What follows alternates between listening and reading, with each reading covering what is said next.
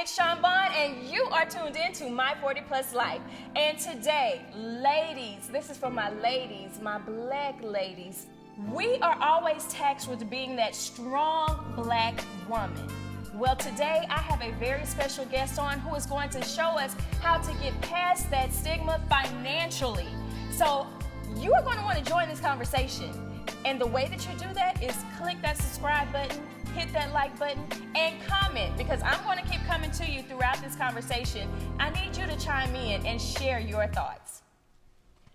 Everyone, I am so excited to welcome with me a very special guest, such a beautiful lady, Miss Cheri Green, who is the community manager for Chase. Welcome, Cheri! I'm so glad to be here. I'm so glad that you came on to join me on such a topic as this of being a strong black woman and how we feel that we have to always hold it down financially, or even because we're giving that opportunity or that chance to actually hold it down financially. And now I feel like, especially for me being 40 plus, it can really be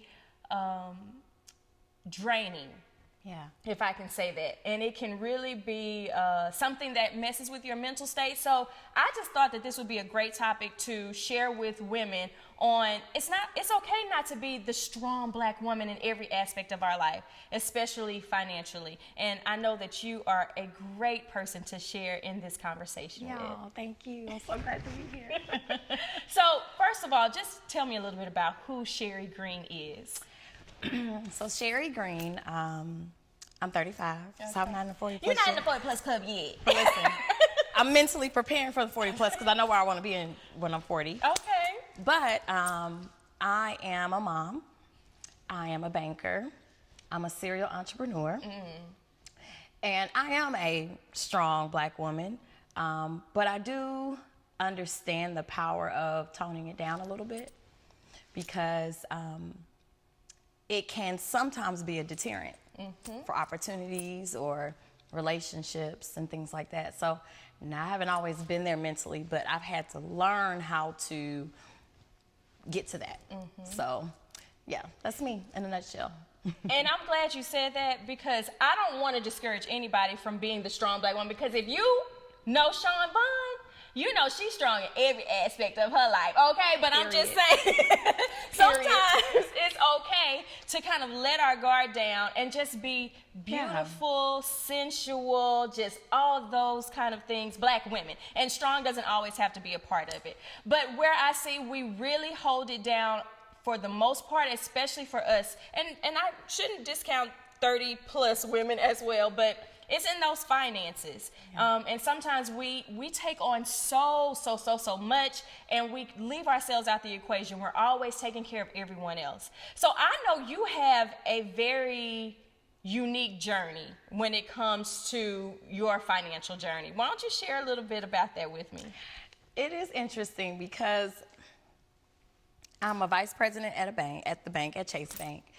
And I didn't start off learning and understanding money from a very young age. I had to kind of grow into it and learn about it, do my own research, because I grew up in a single parent home. My mom worked for Sears for 20 plus years.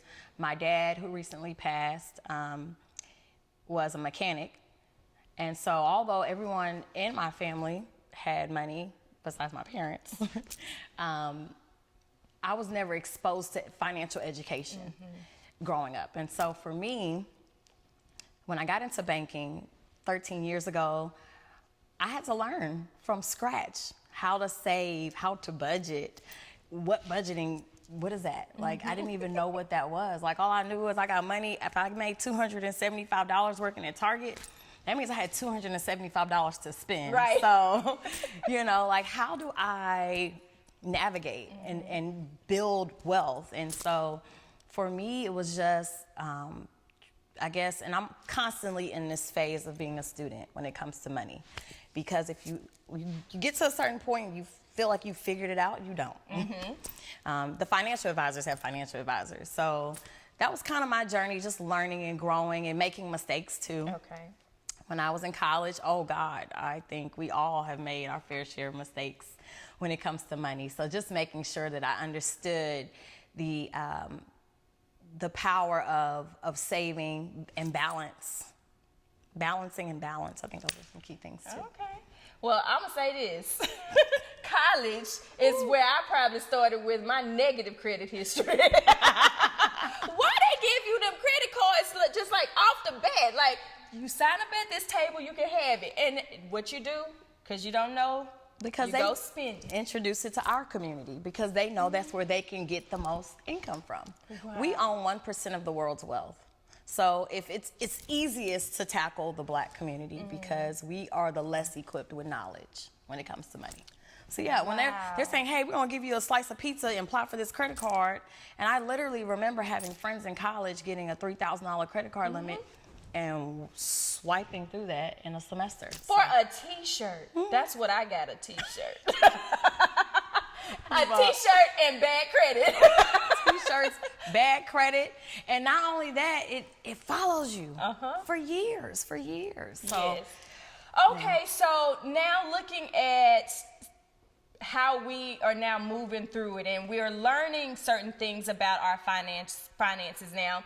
We're learning how to budget now as we go, although it's been hard and difficult. So here's a scenario. I have been the one, and I'm not saying specifically me, but in women in general, I have been the one who has taken care of family, who, if my siblings or my cousins or somebody needed some money, I was the one that they came to. But now I'm ready to level my finances up because I'm tired of being the one on the back end and I'm pouring into everyone else. Where do I start that journey? I think that's a really great question. For our community, especially as Black women, I think we need to establish what the next level is. I think that we automatically assume that there's the same baseline for everyone. Like, oh, I make 6 figures now, so now I need to be here, here, and here. No, the definition is different for everyone. So establishing what the next level looks like for you. Don't be afraid to be realistic and vulnerable with your money and finances, right? A lot of us don't want to say we need help, right? So I was a branch manager for 8 years, and I would see our women come in the bank, and I would see a little bit of everything. I would see the 6-figure chicks who had all the nice shoes and bags. They walk in and they got $7 in their account. And it's no judgment, right?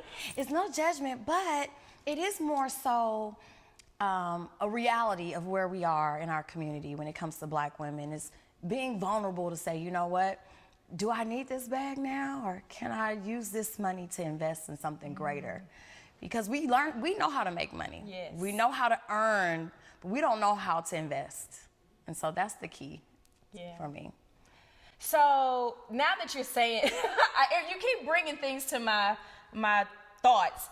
I feel like, and you can maybe agree or disagree with me on this, I think social media, reality TV is now shifting that process to more of the material side. And so we feel that in order to show that we have something, we have to have all of this stuff. And investing is a big thing, but it is also something that is very hard and difficult to really get into and understand. If I didn't have my husband, I wouldn't know very much about investing. I'm gonna just be honest. But I do think that what a lot of the women are seeing, especially our young ladies now, they're seeing all of this stuff and they're feeling like that's what they need to have. And I really hope that this is, even hearing what you're saying, will help get them on track with that. And what I hear you saying is investments may be one of the best ways to go to start whatever that next level may be. It depends on what you define investments to be. Investments could be in real estate. It could be in stocks and bonds. It could be in establishing a safety net for your children. The investment just needs to simply be, this is going to take me to the next level here for this reason. So I hear oftentimes that people, when they come into the bank or just in general, oh, I need to, I think I need to get into cryptocurrency, or I need to get into whatever that's the latest thing that's happening on social media. And so I asked them, like, well, what made you think that? And a lot of times, like, well, my friend said, my homegirl told me, this guy I'm dating said, And it's like, that plan works for some people, but doesn't work for you. And I think it's important to understand that. Okay. What works for you? What works for you?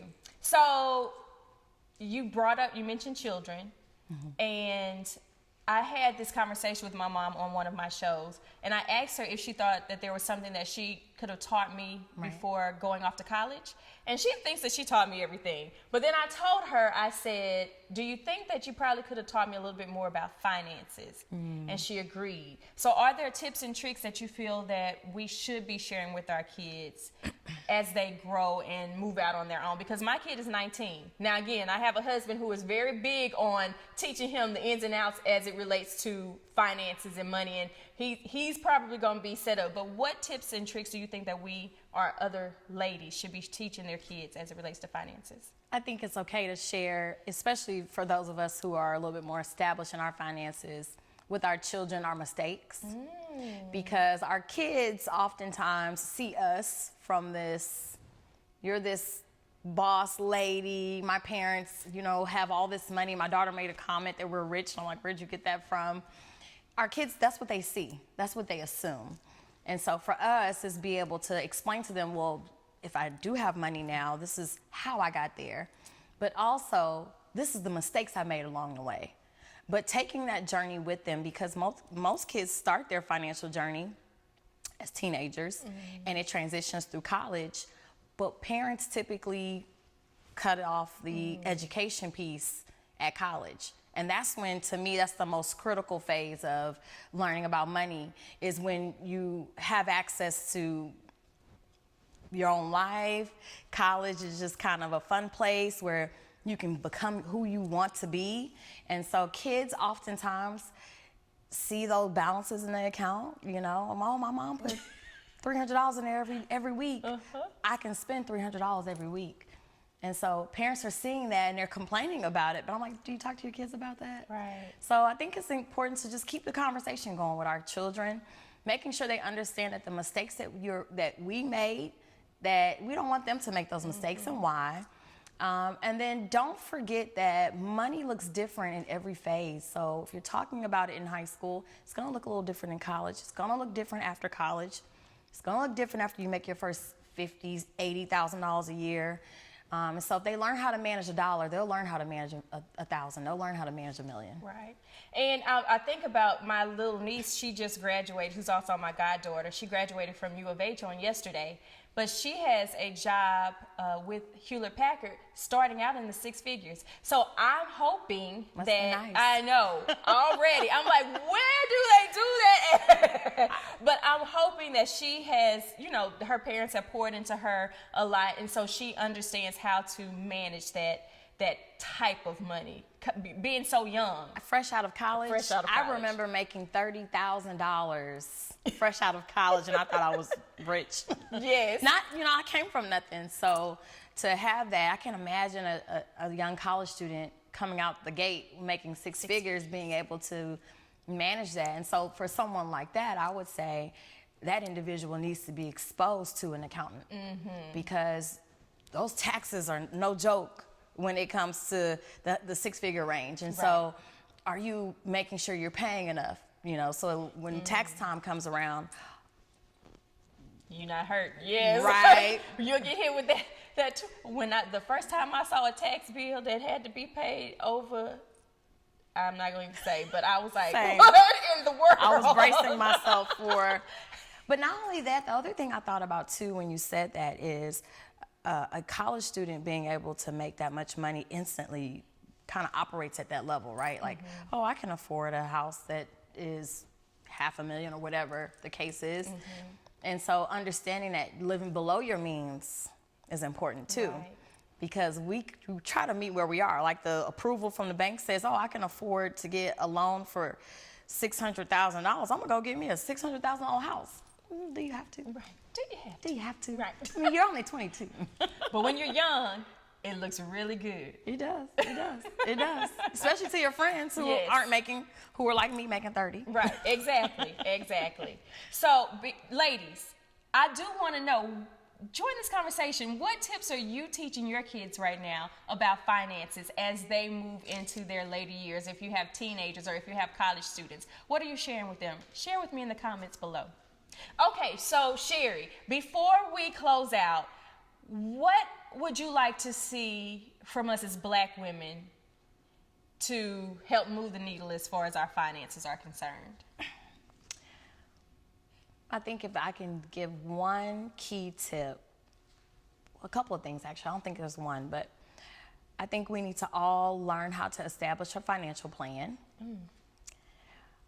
even understand what that is, and understand what do you need in 10 years?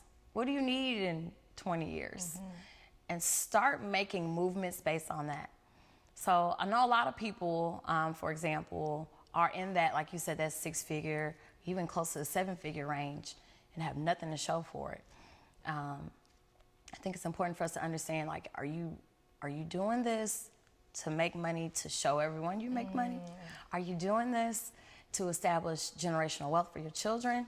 What are your core values? And I think from there, we could definitely make a shift in our finances based on that. Yeah. If we just go like, okay, well, I make, $4,000 every 2 weeks, I'm good. I made it. Yeah, you've definitely made it, but you really could take it to the next level if you establish some type of plan. So that's just my biggest thing, is have a plan. I love Stick to it. Yes, and I'll say this, starting off young, because my husband and I, we got married, I say fairly young, but we didn't always put a plan in place. He was always good on setting goals for himself, but as a family, we did not. And so I feel like a lot of times budgeting and all of that kind of fell towards me. So I love saying that we need to put a plan in place. Now, I have to say this, and I know we are running low on time, but you said you're a serial entrepreneur. I am. And I am too. Yes, girl. Everybody says I'm like that. I won't say it because it's going to... But you know what? Say it, sis. You know how that term, what they always say when you have a lot of jobs, okay? Yeah. But I love trying new things and looking at different ways to make money. I mean, heck, my house makes money, and I love that. My husband designed a great home, and I utilize it to bring in more money. I know that's right. So what are some other fun and creative ideas or ways that we can make money? I think I'll give an example. I love, if I were to retire today from banking, I would do interior design full time. So I do have an interior decorating company called Amorlex Home. I'm saying that to say, not to plug, shameless plug. Shameless plug. But I do think that it's important for us to do something that we're passionate about, because the money's gonna come to you. So if you're passionate about gardening, I mean, I don't know what you would do in gardening, but I'm just giving that as an example. Or maybe you're passionate about, like one thing that I am working on is I love journals. I'm a write it down kind of girl. And so I'm in the process of designing my own gratitude journals. Aww, that's nice. So that's an easy way to generate money. And then the other thing is just, we as Black women, we are very skilled in a number of arenas, and so service industries typically tend to be our strong suit. So maybe starting a housekeeping company, where you don't have a lot of overhead, you're not having to pay for a facility, but you can hire a few women and a couple of cleaning supplies and go in a few homes and clean. That may be something that you want to do, but the goal is just to do what you're passionate about, because the money will come with the passion, for sure. I love it. Oh, such good ideas. And I've always told y'all I'm going to share with y'all some of the things that I do to make some money. Maybe one day I'll do that. I keep saying that and I can never do it. Well, I'll be tuned in. But I am so happy that you joined me today, Cheri. You are so beautiful, and your light is just great. And I do believe that you have a lot that you can offer to our community in the realm of finances. So thank you so much for joining me. And I hope that you all took the time to really listen to what Cheri had to say. Making sure that you have that financial plan. Making sure that we are passing on what we are learning financially to our kids. Join this conversation and let me know, what are you doing in the realm of elevating your finances today, okay? Thank you guys so much for tuning in, and I will see you next week. I don't remember what the heck I said. So actually, listen. This is a 40 plus takeover. Okay. Cheri, 40 plus. Let me give y'all an intro. First thing you need to know, you need to like and subscribe. Hold on, I'm gonna Share share this this with your friends, and that's on period. on period. And this, my friends, is what we call Black corporate women going white.